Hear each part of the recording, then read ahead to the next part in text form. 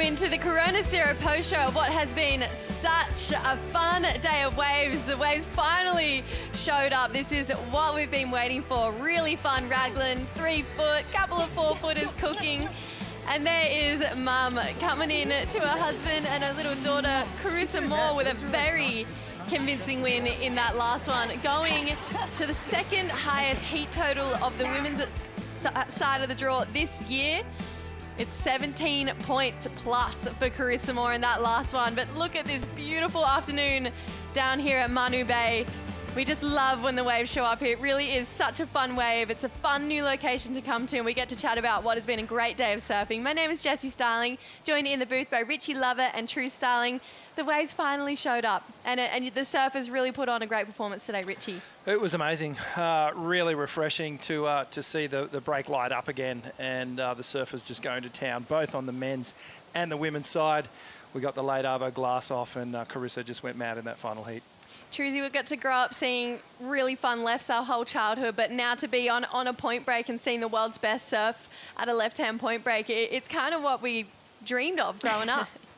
Yeah, I think, you know, hearing that Raglan was going to be on the tour stop, I was like, okay, let's bring it on. I mean, I love having a left, I love surfing my backhand, but seeing the world's best do it, it really inspires you to want to try and mimic their surfing. And I think as well, you know, this event, we've seen some incredible backhand surfing, but some different approaches from some of the people, thinking Yago Dora and his frontside approach and those huge carves he was laying down today was next level. It's been pretty fun to see the goofy footers actually get to showcase their frontside, and Yago doing what we usually see Filipe do on his forehand, but it feels like he finally gets this moment where he can showcase what he can actually do. Yeah, absolutely. World title performance from Yago Dora today, and it almost feels like there's a lot of energy around Medina and Filipe and a couple of the other competitors, and Yago's just going about his business in a real timely fashion, real casual, really smooth, but there's a lot of intent behind what he's doing, and he's been actually laying down some of the biggest numbers in the entire event. So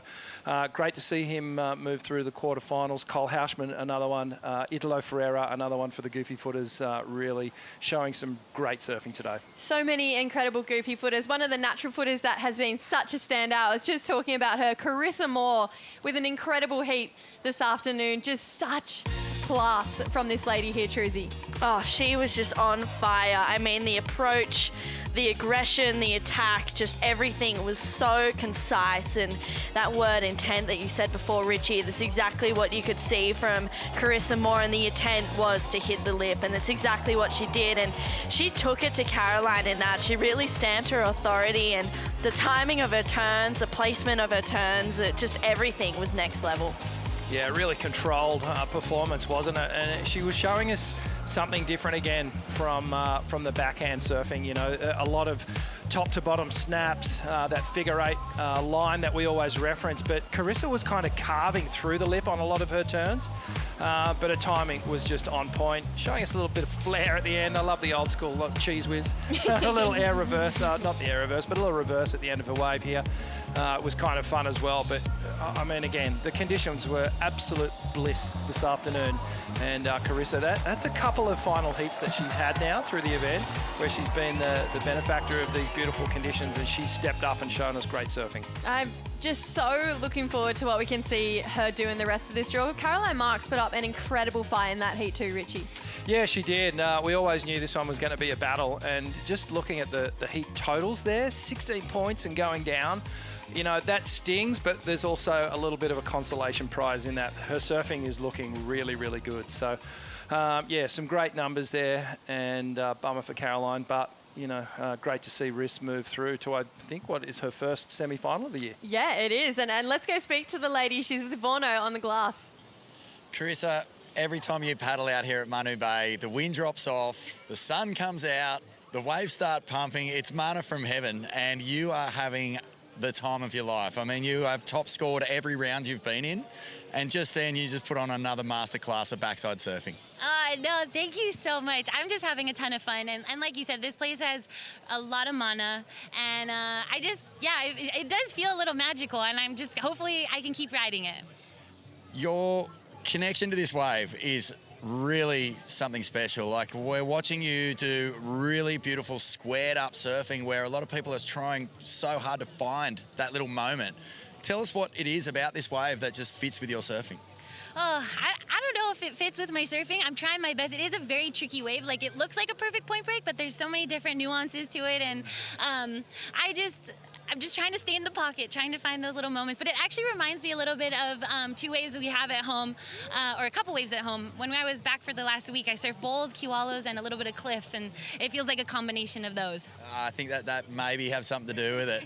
Tell us about your year so far, because the results haven't necessarily come in the way that you would have liked, but we know how much work you did put in the off-season. Obviously, traveling with a family has its challenges, but have you been able to sort of just trust in the process and have faith that, you know, surfing like this would come?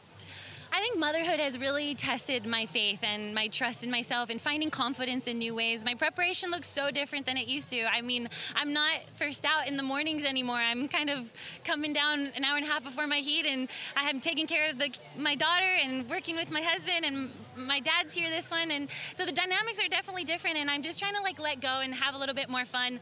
I would be lying if I said I'm not as competitive as I used to be in those first few events, and the results weren't frustrating, but I'm learning, I'm finding some momentum. I think I'm figuring it out as I go, and I don't know, I'm not putting as much pressure on myself. I'm just stoked to be in the mix with these women still. Totally. And just finally, you know, Steph, what she did at the Gold Coast was something everyone was just riding.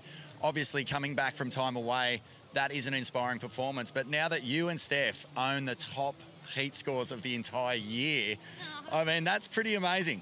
That's so cool. Oh my gosh, Steph is like one of my biggest inspirations and heroes, and still is. And what she did at Snapper was so cool. I think for all of us as surf fans, and just, yeah, it gives you a little hope that maybe I could do it too. Well, you've got a great heat coming up as well. Bettylou, it's 4-0 to you so far.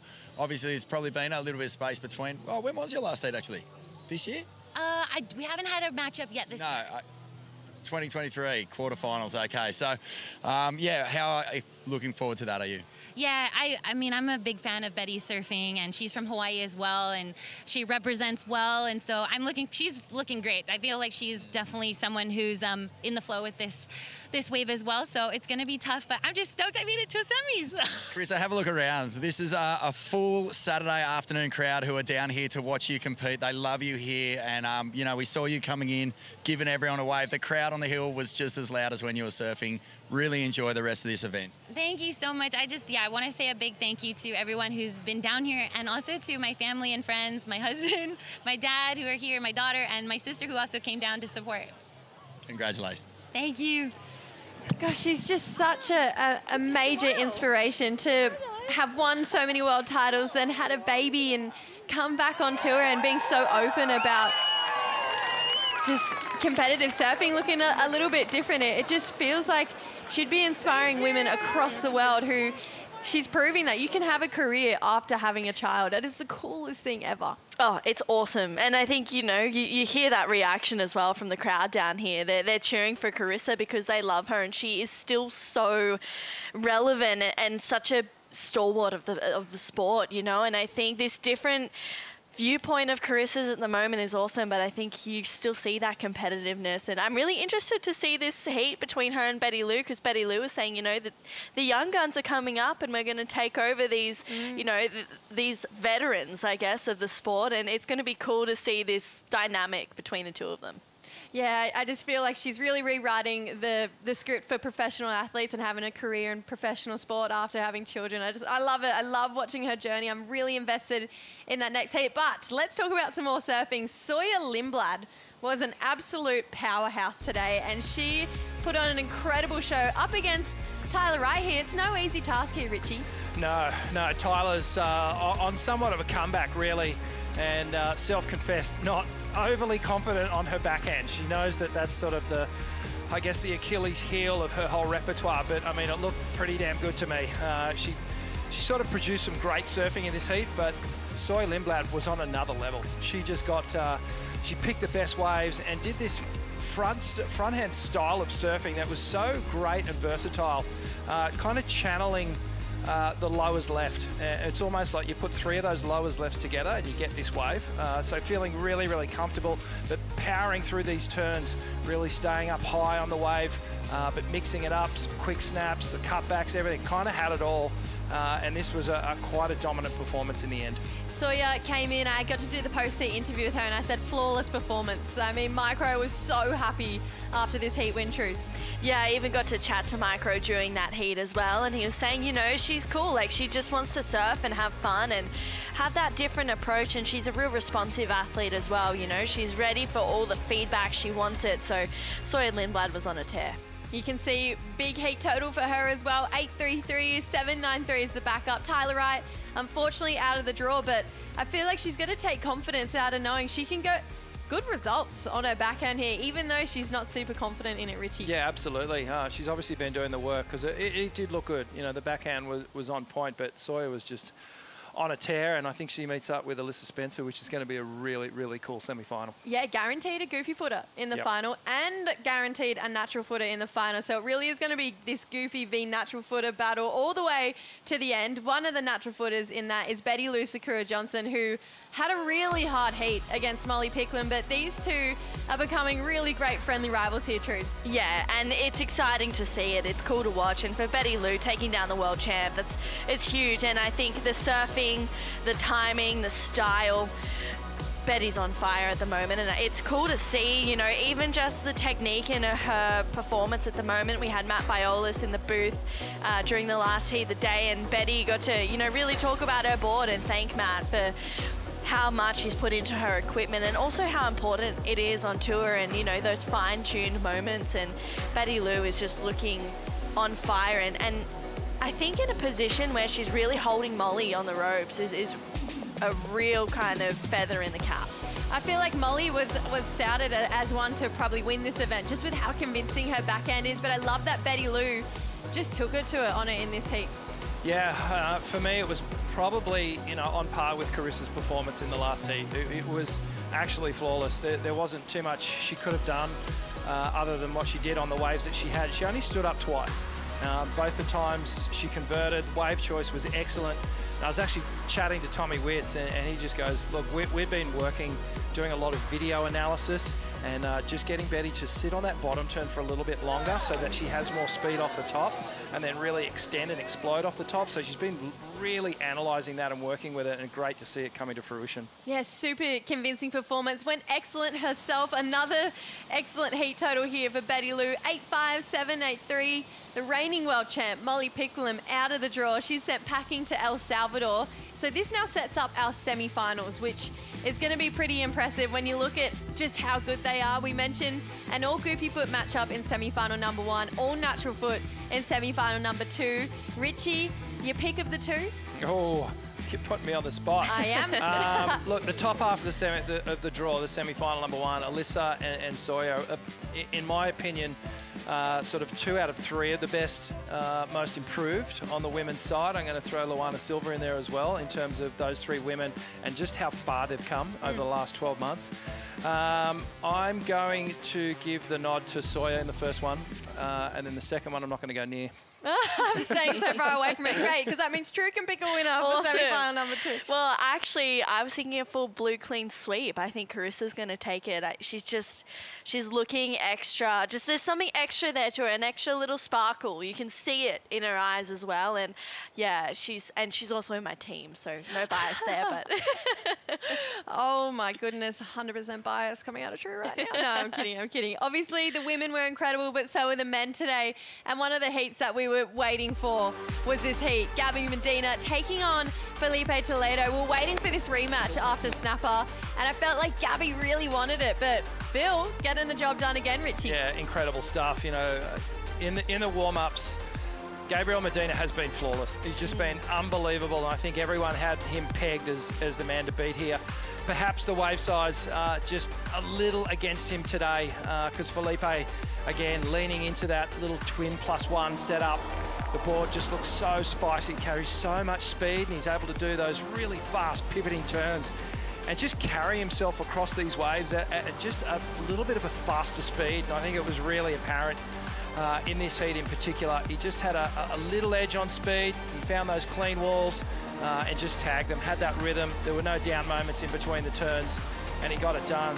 And that is no easy feat in this year. Taking down Gabriel Medina, you have to be dropping excellent scores because, I mean, he has just been so on. This morning, Vaughan Deadly made a really good point. He said all the guys who have beat him this year have had to surf out of their skin. Think Yago, George, Filipe. But Filipe doing it twice in a row, True, even when Gabby was doing surfing like that is really damn cool. Oh, it's amazing to see. And I think, you know, we talk about how informed Gabby is, but then we think back to Filipe and then you see this surfing and this approach. I mean, surfing with the speed and the passion there from Filipe is really exciting. And you have to, you know, he's already in the mix in those talking, but he's also looking in form in this event. His backhand is legit. 7.93 was the high mark of that heat, and then the 7.5 afterwards. So both top two high scores going to Toledo. Medina out of competition. We'll see him, similar to what we talked about with Molly, over in El Salvador. Still a great looking heat total. I cannot wait for many more matchups between those two. Let's take a look at the men's quarterfinals now though. Griffin, we knew was in the quarterfinals for a couple of days, coming up against Toledo, who taking down Gabe, you'd have to think is on his way to something big. Yeah, it's a really cool looking quarterfinal bracket. Griffin and Filipe.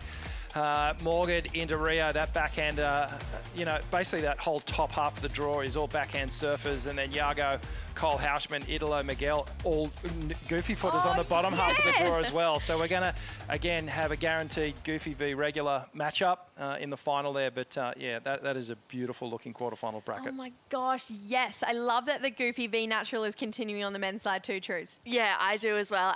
Quarterfinal number 3 for me, Yago versus Cole. I'm really excited for that one. Speaking to Cole in the post heats, he's really cool. He's easy. He's had a bit of fun. He's like, yeah, you know, I've been enjoying some wine with the sunsets and going around. And I'm like, okay, this is a cool approach. You know, he's leaning into the chill side and then firing up when he has to. So I'm looking forward to quarterfinal number 3. I think it's going to be a big one. After a couple of lay days where the waves were pretty small, it was really refreshing to see the waves roll through today. We're going to take a look at Surfline and see where we can really pick apart what could potentially be a finals day either tomorrow or the next day, Richie. We know we're going to finish this thing. It's either going to be tomorrow or Monday. But we've, you know, been blessed, I guess, with this swell that just started to show out of the southwest, and we're on obviously the North Island west coast. These swells that march up between Australia and New Zealand. That's where all this energy is coming from. East Coast Australia has been flaring up, by the way. And that swell has been greeting us this morning, which is great. So having a look at Sunday, Monday. Sunday, you know, it's going to be kind of similar to what we had today, and then there's another little peak through Monday. So it kind of goes up and down over the next 2 days. But the winds are the things that we're going to have to keep an eye on. It sort of does pick up over Monday, so we've got every chance that we'll you know, come down and check it out tomorrow, and if it looks anything like it did tonight, I dare say we'll be, you know, will be go time. That wind definitely looking stronger on Monday as well. So now that we've done so much work, we can really pick and choose those moments to run some incredible heats. A couple of those heats to watch are a couple big matchups. Right now, we got to take a look at, obviously, Griff v Toledo. It feels like that's going to be an incredible heat to watch, Trues.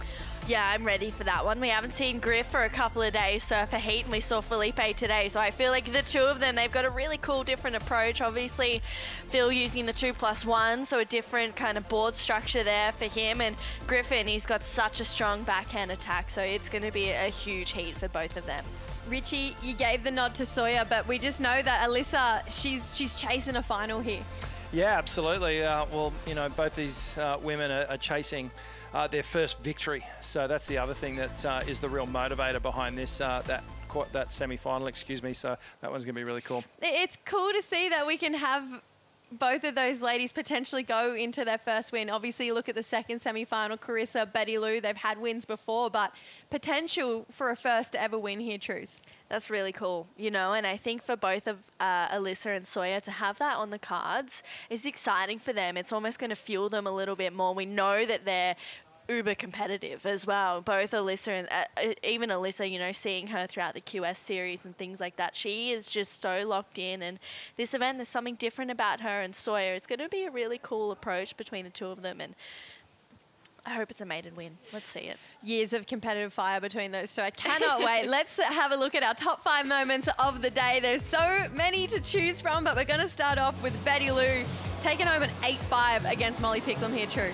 Yeah, big surfing. I mean, Bettylou is just looking so in form, and her backhand is so strong, and she's finding those real tight pockets, those real tight moments to turn on a dime. Her boards are looking dialed in, and Betty is just on fire at the moment, and 8.5 is huge. I mean, it's one of her best scores of the event, and she's looking so strong, and to take it to Carissa as well is going to be really exciting backhand surfing from both of them. And Bettylou, she's ready to go. It's almost like a bit of a mentor v the apprentice heat coming up in that one. Coming in at number 4 is Italo, who was just so convincing today here, Richie. So Italo does what Italo does, and he did it today. Just this fast-paced approach, just really versatile in everything that he was doing on the waves today. You know, he was just dipping right into the bag of tricks, going to the air rev multiple times on the one wave, just mixing it up with sort of tail flaring slides and little off the tops. But really, you know, he was just wound up like an Energizer bunny, and I'm sure he necked about 3 Red Bulls before he went out for that one. Carissa Moore with not 1 but 2 excellent waves in this heat, Truzy. Yeah, the song is starting to sound a little bit like Misery Business by Paramore. I mean, she's looking just as good as she did back when she competed here in Taranaki, and she's won it. You know, can she win again in New Zealand? Starting with an 8.83, and having that heat with Caroline as well was really strong. A 17 point, I think it was 06 total as well, was really cool. I mean, Carissa, she's loving the fact that she's able to really show up and shine exactly when she needs to. I just love what Carissa is bringing over here in New Zealand. Coming in at number 2, Yago Dora went excellent. 9-point ride for this flawless wave here, Richie. Yeah, some of the best scores that we've seen of the year. Just love that smooth, stylish approach from Yago. Lots of power in it as well. So kind of in contrast to what Italo does, where he's kind of bouncing around all over the wave. There's a more connected approach to Yago, but he does have that ability. When he does these airs, he does them with such impact. But at the moment, just his positioning and flair, it's right on. And coming up at number 1, the showdown of the Brazilian World Champions. Filipe getting the win on this one, Truce. Oh, it's like the brothers have just battled it out in the lineup. I mean, for Gabe and Filipe, they've competed against each other for so long, but the approach between the two of them, the difference, the speed, style was really exciting to watch. I mean, to start the day off with Gabe and Filipe going head-to-head is an exciting way to kick back competition. And I mean, you can see the passion between the two of them, both of them going crazy. Gabe going to the air, Filipe sticking to that rail, sticking to the more traditional surfing, but a different kind of vibe on the equipment. And I think, you know, a really exciting way to see where Filipe will go throughout the rest of this event, and having that matchup with Griffin in the quarterfinals is going to be strong. When was the last time, I can't think other than Josh Kerr on the Challenger Series, that we saw someone on the championship tour on a 2+1, Richie?